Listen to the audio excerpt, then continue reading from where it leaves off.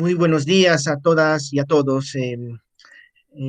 Bien, el tema que vamos a avanzar en esta última clase está referido un poquito a que reflexionemos sobre el movimiento indígena contemporáneo boliviano, ¿sí? Y cómo ha ido generando mayores espacios de participación y de inclusión social y política en el país.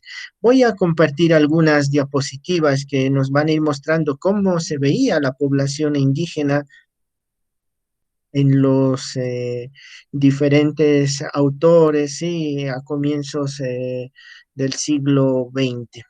Entre ellos, Gabriel René Moreno, Alcides Arguedas, como ustedes tienen en su presentación, ¿sí? El concepto de darwinismo social, ¿sí? Se ha ido trabajando mucho en la antropología y quien ha ido mostrando sus facetas fue René Zabaleta Mercado, entendiendo como darwinismo social, es decir, hay unos grupos que son socialmente más aptos y eso es lo que nos están mostrando, ¿sí? Estas visiones y estas perspectivas de Moreno y Arguedas, ¿no? Moreno decía, el indio representa una induración maléfica en el organismo social, sin posibilidad de contribuir positivamente al desenvolvimiento de la sociedad, y que el mestizo es un híbrido negativo, el blanco el elemento básico del progreso. Eh, Franz Tamayo tenía una perspectiva como más o menos parecida a la de otros autores, aunque sí lleva adelante una perspectiva de mostrar las características positivas de la población indígena. Eh, y aunque sí, estos autores eran, sí, autores de mediados del siglo XX, nos encontramos con Gabriel Oviedo, sí, la presentadora de Unitel, que pues planteaba esto, sí, era representante boliviana ante Miss Universo, ex Miss Bolivia, y decía, lamentablemente, la gente que no sabe de Bolivia muchísimo piensa que somos todos solamente la gente india del lado del oeste del país. Ello es La Paz. Yo soy de otro lado del país, del lado este, y este no es frío, es muy caliente y somos altos y somos la gente blanca y sabemos el inglés. La idea es falsa que Bolivia es solo el país andino. En ello se equivocan. Entonces, fíjense, sí, cuáles, sí, estas declaraciones las hizo en el 2013. Entonces estamos viendo, sí, no solamente es una perspectiva este darwinismo social anclada en el siglo XX, sino que también está en muchos de los casos presentes. Bien, lo que vamos a ir viendo es precisamente analizar cómo el movimiento indígena boliviano se ha convertido en un actor social, político y democrático y pacifista central en este país, ¿sí? Es decir, cómo este movimiento ha ido generando espacios para transformar esa realidad compleja, ¿sí? Que vivía en espacios de paz y desarrollo de sus potencialidades humanas. Todo esto lo podemos reconocer como ámbitos de paz imperfecta. Entonces, el objetivo es analizar todo eso y la metodología con la que hemos ido trabajando. Este estudio se enmarcar en el tema de sí, de que Bolivia obviamente es una sociedad bastante compleja. Entonces, para analizar esta sociedad bastante compleja, haremos uso de una doble metodología. Por un lado, el enfoque de la ciencia política, el método comparado, y por el otro, el campo transdisciplinar de la paz. ¿Sí? El campo transdisciplinar de la paz nos va a llevar a analizar en cinco elementos importantes, ¿sí? Eh, el tema de la construcción de espacios de paz. ¿Cuáles son esos cinco elementos? ¿Sí? El tema del empoderamiento pacifista, la paz imperfecta, los conflictos abiertos, las mediaciones, la deconstrucción de la violencia y el empoderamiento pacifista. Eh, estos elementos sí son sumamente importantes para que podamos analizar este fenómeno político y social que fue el movimiento indígena. Vamos a ir compartiendo, sí, nuevamente algunas diapositivas para que ustedes vean, sí, aunque ya lo habíamos visto en las reflexiones iniciales que hacíamos sobre el movimiento, sobre las poblaciones indígenas en tierras bajas en este lado y en tierras altas, ¿no es cierto? El censo 2001 señalaba que 62% de la población se identificaba con algún pueblo indígena. El censo del 2012 baja esta autoidentificación a un 40% de población que se identifica con uno de estas 36 diferentes nacionalidades, ¿no? Entonces, como ustedes pueden ver, hay unas construcciones muy importantes sobre el tema de lo indígena. En el campo académico también vamos a tener diferentes visiones, ¿sí? Hay visiones de señalar a las poblaciones que están en el área rural como campesinas, ¿sí? Y en el caso ¿sí? De otros académicos, como mm, García Linera, Germán Choquehuanca, sí nos dicen, no, hay que definirlas como, sí, como indígenas, no como campesinos. Eh, Estos autores empiezan a contar cómo en la revolución del 52 se había denominado a las poblaciones rurales como campesinas, en cierta manera para frenar así la discriminación hacia lo indígena que existía, como ustedes han podido ver en las anteriores diapositivas. Y lo que sucede, sí, básicamente es que lo que está en juego al final es un tema muy importante y ese tema importante es la definición, la construcción de elementos centrales de conceptos, ¿no? Por eso al final gana terreno en el campo académico, sí, el tema de indígena, sí, porque va criticando primero al tema campesino, identificándolo como un concepto estático y limitante solo a las poblaciones rurales. En cambio, el concepto de indígena implica comunidades políticas donde sí se pueden inscribir historias, luchas y porvenir. Este concepto es dinámico, sí, y implica un sentido de construcción de un sujeto en función de su historia y también de sus luchas. Eh, a partir de esto, sí, el tema del movimiento social se ha ido planteando a partir de diferentes autores, desde el marxismo, entendiéndolo como un campo de enfrentamiento entre la clase, sí, entre una clase dominante y una clase que sujeta las decisiones de esta otra clase. Sin embargo, a partir de Fernando Calderón nos empieza a hablar de que el conocimiento social se va a distribuir en problemas en Bolivia, problemas de clase, ¿sí? Pero también regionales y étnicos. Y Craig Jenkins nos va a plantear, sí, el tema que el movimiento social puede ser analizado desde una perspectiva de gobierno, ¿sí? Cuando movimiento indígena va a plantear sus demandas al gobierno, cuando el movimiento indígena quiere un cambio de gobierno y finalmente cuando el movimiento indígena va a ir cuestionando ciertos elementos, ciertas políticas que va generando el Estado. Como les decía, en el pensamiento entender la movilización indígena tan solo como un estallido irracional, violento y carente de proyectos sociopolíticos.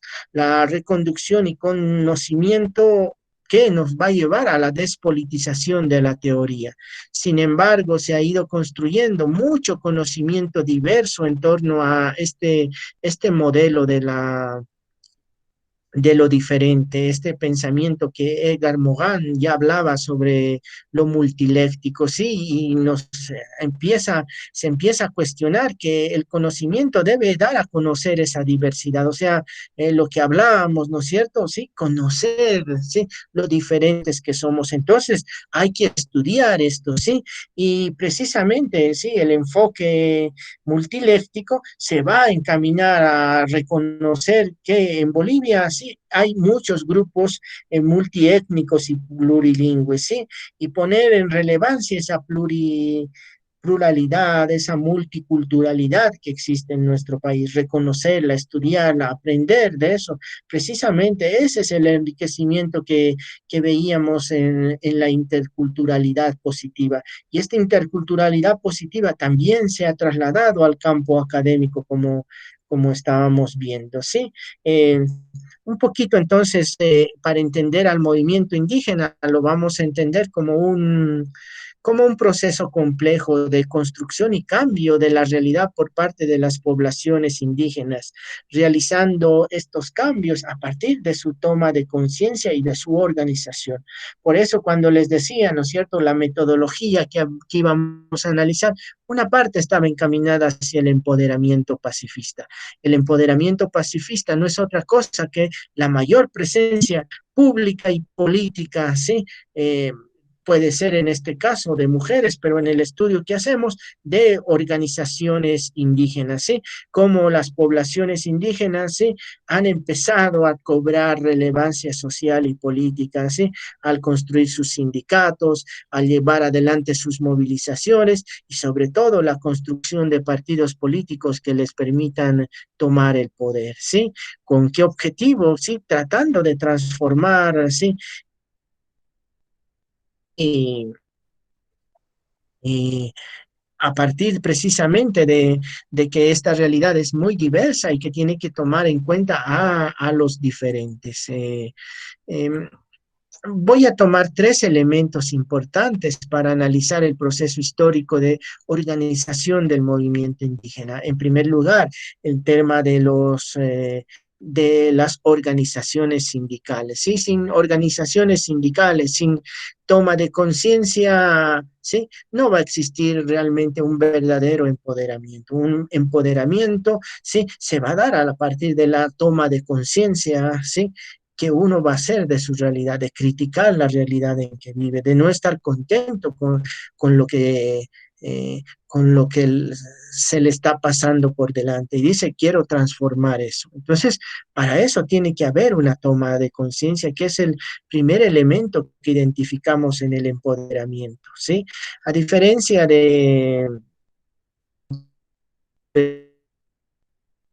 es el, que es la que es el poder como una capacidad de tomar decisiones, pero que este poder estaba inscrito dentro de lo estatal, dentro de lo institucional. Foucault nos va a cambiar esa mirada de poder y nos va a ir mostrando que el poder no está en las instituciones, sino que también está en las personas. Todos vamos tomando poder. Y no es que el poder te lo regalen, el empoderamiento no es que alguien te va a decir, toma, tú tienes poder o te daré un poco de poder. El poder está en cada uno de nosotros si generamos conciencia, ¿sí? Tenemos un elemento de construcción de conciencias colectivas sobre la realidad que nos circunda, pues el empoderamiento, ¿sí? Se va a ir desarrollando a partir de eso, ¿sí? A partir del primer elemento que es, ¿sí? Una crítica a la realidad y querer transformar esa realidad. Y para transformar esa realidad tiene que haber una suerte de conciencia, ¿sí? Y eso se ha ido generando, gestando a través del movimiento indígena a partir de sus organizaciones sociales, de sus movilizaciones y su participación política. En cuanto a sus movilizaciones, pues vamos a tener, ¿sí? La CETUCB, por ejemplo, como una organización muy importante en el mundo indígena que va ser fundada en 1979, ¿sí? Esta CETUCB pues va a ser el principal ente o el principal elemento de organización social, pero también política de las poblaciones indígenas. Después van a ser la CONAMAC, ¿sí? La CONAMAC como una suerte, ¿sí? De... Eh, de no estar de acuerdo con esa visión un tanto marxista con la que se había ido construyendo la CETUCB, la CONAMAC va a ser va a generar unos elementos más identitarios, más de recuperación de la identidad indígena de las organizaciones indígenas, ¿sí? Y finalmente, o sea, las mujeres tampoco, fíjense, han estado de lado, ¿no? Porque cuando se fundó se ve a las mujeres les querían dar una secretaría, una vocalía dentro de del sindicato y ellas dijeron, no, o sea, nosotros también podemos organizar nuestra propia, sí, nuestro propio sindicato de mujeres y así nace, sí, las denominadas Bartolinas, ¿no? Bolivianas, a través de la CIDOB, de la Confederación Indígena del Oriente Boliviano, sus propios instrumentos de organización de las poblaciones indígenas, ¿sí? Eh, ¿Para qué? Para ir tratando de liberar, para tratar de ver hacia dónde, sí, qué país, qué tipo de Bolivia se puede construir, ¿no? Ese es el primer elemento. Segundo elemento va a pasar, como ya les decía, por las movilizaciones indígenas, ¿sí? Bueno, hay muchas, pero de manera contemporánea nosotros vamos a analizar los casos de la guerra del agua, ¿sí? Los casos de la guerra del gas, las movilizaciones de tierras bajas, ¿sí?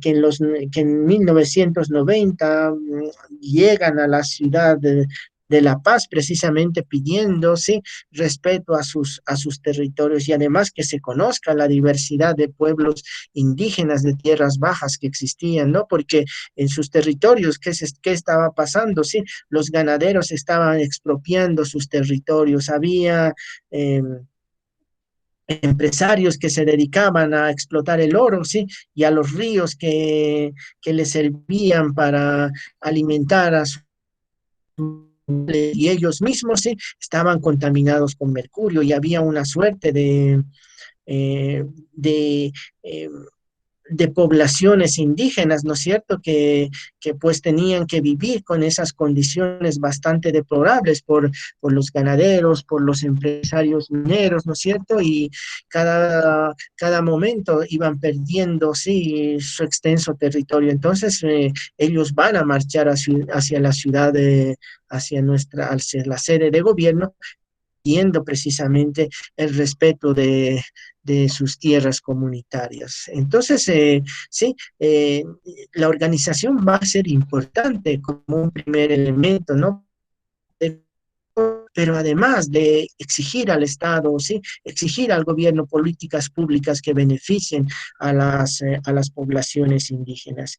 Pero una vez que está consolidado el movimiento indígena a través de sus sindicatos y sus diferentes movilizaciones, insurgencias frente al Estado, lo que vamos a tener es que, sí, ya no se van a conformar únicamente con, este, con lograr políticas públicas, sino quieren tomar el poder, ¿no? Y para eso van a construir partidos políticos indígenas, ¿sí? Eh, estos partidos políticos, bueno, aunque en la fase democrática se habían llevado adelante otros partidos, ¿no? Como el MITCA, el MRTKL, pero que no han tenido mucha incidencia en su participación en los primeros años de la recuperación de la democracia, ¿sí? Tal vez el MRTKL, a partir de la candidatura a vicepresidente de Víctor Hugo Cárdenas, va encontrando esos espacios políticos. Pero estos sindicatos van a intentar fundar partidos políticos, ¿sí? Como una forma de tomar el poder, de llegar al poder, y se crean dos partidos, ¿sí? El movimiento al socialismo y el movimiento indígena Pachacuti, ¿sí? Esos partidos como un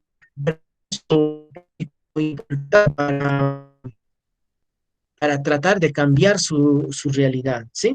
Y vamos a ver que son partidos que, sí, van a ser exitosos, tanto el MIP, sí, a la cabeza de Felipe Quispe, como el Movimiento al Socialismo, a la cabeza de Evo Morales, sí, van a intentar recuperar precisamente esta identidad indígena que, sí, por muchos años, por mucho tiempo, había sido negada en el país.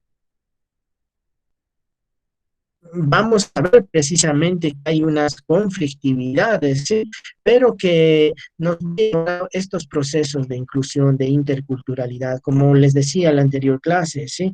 El tema mm, el tema de todo lo que estamos viviendo ahora, ¿sí? de aprender, sí, una lengua nativa es muy importante para que nosotros nos beneficiemos. Y como politólogos, por ejemplo, les estoy presentando trabajos de investigación que tratan de mostrar, de visibilizar lo indígena para aprender de eso. ¿Sí? No es que uno diga, no, tú eres masista o tú eres, sí, del Felipe Quispe, sino nos enriquecemos, sí, conociendo cómo es nuestro país. Nos enriquecemos como politólogos haciendo trabajos, viendo cómo es nuestra realidad, y esa tiene que ser nuestra perspectiva, ¿sí? Si queremos construir un país más interculturalidad, con un país con mayor interculturalidad, que profundice su democracia, que esté presente, como ya habíamos visto, ¿no? Ese elemento tan importante que es el bien vivir, el suma camaña. Sí, esto es enriquecernos, conocer, pero tampoco cerrarnos. A veces yo voy a conocer lo indígena y me voy a quedar ahí, como el ejemplo que les daba en otras clases, ¿no? Sino es tratar de enriquecerte con eso y mejorar como persona, mejorar conocimiento de tu país, de estos pueblos indígenas, que fíjense, después de, si uno analiza cómo estaba la situación de los pueblos indígenas en la colonia, ¿no? Ahí vamos a ver el levantamiento de Tupac Amaru, de Tupac Katari, y nos van a mostrar que sí, la terrible situación en la que se encontraban. O si analizamos la etapa de la vida republicana en su fase oligárquica, que dura, ¿no? Desde la fundación del país hasta la guerra del Chaco, vamos a encontrar también, ¿sí? Vamos a ir viendo esa situación tan deplorable que se encontraban las poblaciones indígenas, ¿no? Y comparamos con este tiempo, con este momento, y nos vamos a dar cuenta que se han hecho muchas cosas, pero aún falta mucho por hacer, ¿sí? Mucho para ir construyendo. Ya nos reconocemos diferentes, que es un elemento muy importante dentro de lo intercultural, pero ahora falta tender puentes, ¿sí? Conocernos como bolivianos, conocer nuestras culturas, conocer, sí, toda la riqueza que tenemos como país. Eso es importante. Así vamos a ir creciendo y así vamos a ir mejorando como seres humanos, y también en lo académico, como estábamos viendo, como mejores politólogos, conociendo mejor nuestra realidad política. Sí, esto es importante. En este último tiempo hemos visto que también dentro del movimiento indígena ya no hay una cohesión tan fuerte como se tenía antes, ¿no es cierto? Sino han habido divisiones, como es el caso de Félix Pazzi, de Rafael Quispe. Entonces, fíjense qué complejo también es estudiar, ¿sí? La participación social y política de las poblaciones indígenas, pero ese es el reto, hay que hacerlo y hay que trabajar sobre eso, ¿sí? Con esto quería básicamente que reflexionemos un poco en torno a la interculturalidad y presentarles un trabajo académico que trata de ver cómo sí, los movimientos indígenas, cómo las poblaciones indígenas se han ido empoderando, sí, a lo largo de este tiempo, sí, como las movilizaciones por la guerra del gas, por la marcha por el territorio y la dignidad, las diferentes marchas indígenas que se han ido dando, sí, hacia la ciudad de La Paz, como la guerra del gas también ha ido mostrando, sí, elementos de participación y de movilización indígenas que van a ser muy importantes y que hay que estudiarlas, ¿sí? Como procesos de lucha, de incorporación, de desarrollo, de construcción de sindicatos, de partidos políticos, las formas de movilización con las que se llevan adelante, ¿sí? Las demandas del movimiento indígena. Es muy interesante y hay que estudiarlas, hay que enriquecernos. Entonces, pues eso es que hemos querido tratar de hacer con Wilfredo y mi persona en en este pequeño tiempo que hemos podido compartir. Pues agradecerles mucho eh, por el seguimiento que le dan a estas clases del preuniversitario, y pues de todo corazón les deseamos que puedan entrar, que nos veamos en la carrera, que nos saludemos en la carrera, que nos demos un abrazo, y pues pues les deseo todo lo mejor. Le voy a dar la palabra a Wilfredo porque él también quiere despedirse en esta última clase de ustedes. Así que adelante, Wilfredo. Gracias, licenciado. Bueno, pues nada, solo agradecerle a usted en primer lugar por permitirme ayudarle y ser parte de su equipo en este trabajo